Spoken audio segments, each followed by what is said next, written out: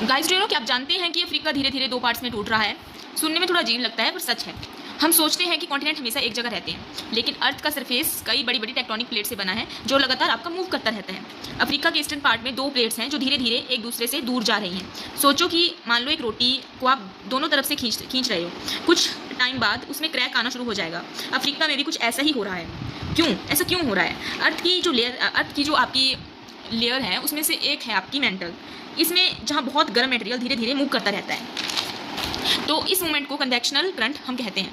बिल्कुल इसी तरह जैसे उबलते हुए दूध या सूप में अंदर का मटेरियल घूमता रहता है। आपने कभी उबलता हुआ दूध या सूप देखा है? जब वो उबलता है तो बीच में जो चीज़ें घूमती हैं उसको ही उसी तरह से आपका मेंटल में भी उसी तरह की आपकी एक्टिविटीज़ होती हैं।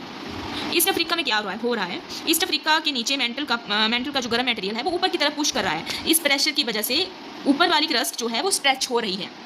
फॉर एग्जाम्पल सोचो एक रबर बैंड को दोनों तरफ से खींचो। अब मान लो आपके पास एक रबर बैंड है, आप उसको दोनों तरफ से खींचते हो। पहले वो आपका पतला होगा, फिर उसमें क्रैक्स आ जाएंगे, और अर्थ की क्रस्ट भी उसमें भी ऐसे ही हो रहा है सेम। इसका रिजल्ट ये होगा कि रिफ्ट्स बनती हैं। अगर जब आपकी जो प्लेट्स हैं वो एक दूसरे से दूर जाती हैं तो आपकी वहाँ पे रिफ्ट बनती है, और अर्थक्वेक आते हैं। वॉल्केनोज भी इसी वजह से एक्टिव होता है। रिफ्ट मतलब जैसे आपकी जो 2 प्लेट्स हैं, मान लो यहाँ पे जो आपका बीच में एक स्पेस सा बन गया है, इसको हम रिफ्ट बोलते हैं। प्लेट जो है वो स्लोली अलग होती हैं। इस प्रोसेस को हम रिफ्टिंग कहते हैं। हिमालय से हम इसको कंपेयर करें तो हिमालयस में जो है वो पहले इंडियन प्लेट जो है आपकी यूरेशियन प्लेट से टकरा रही है। अब इसलिए माउंटेन वहाँ पे बन रहे हैं। ईस्ट अफ्रीका में फॉर केस में मान लो आपका ये है कि प्लेट टकरा रही है, माउंटेन बनेंगे। जब आपकी प्लेट्स एक दूसरे के साथ टकराएंगी तो वहाँ पे माउंटेन बनेंगे, जैसे आपको यहाँ पे दिखाई दे रहा है। देखना अब यहाँ पे कैसे ये कंप्रेस होकर ऊपर उठेंगे। इस तरह से अगर आपकी जो प्लेट्स होती हैं वो एक दूसरे से टकराती हैं तो आपके माउंटेन्स बनते हैं। सोचो, मतलब मान लो फॉर एग्जांपल टेबल पर एक बेडशीट रखी है।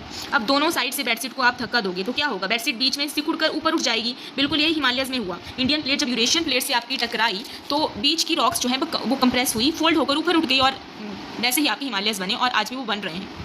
और अब आपका जो है केस 2 ये है कि प्लेट्स दूर जा रही हैं। मान लो जो आपकी रिफ्ट वैली जो बनती है वो कैसे बनती है? जब आपकी प्लेट्स एक दूसरे से दूर जाती हैं तो वहाँ पे रिफ्ट बनेगा। अब वही जो बेडशीट का एक फिर से एग्जांपल ले लेते हो। अब मान लो वही बेडशीट लो, इस बार दोनों तरफ से बेडशीट को खींचो, क्या होगा? बेडशीट जो है वो बीच में से पतली होगी और फटने लगेगी। अर्थ की क्रस्ट भी ऐसी ही बिहेव करती है, पता है आपको। ईस्ट अफ्रीका में प्लेट्स अलग हो रही हैं और क्रस्ट स्ट्रेच हो रही है। आपकी जो अर्थ क्रस्ट है वो स्ट्रेच हो रही है, उसकी वजह से बीच का जो हिस्सा है वो टूटकर नीचे धंस रहा है। आपका जो बीच का हिस्सा होता है, 1 मिनट मैं आपको यहाँ पे दिखा देती हूँ।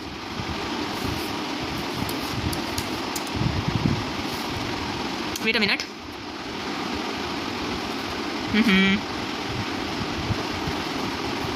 अभी रुको 1 मिनट।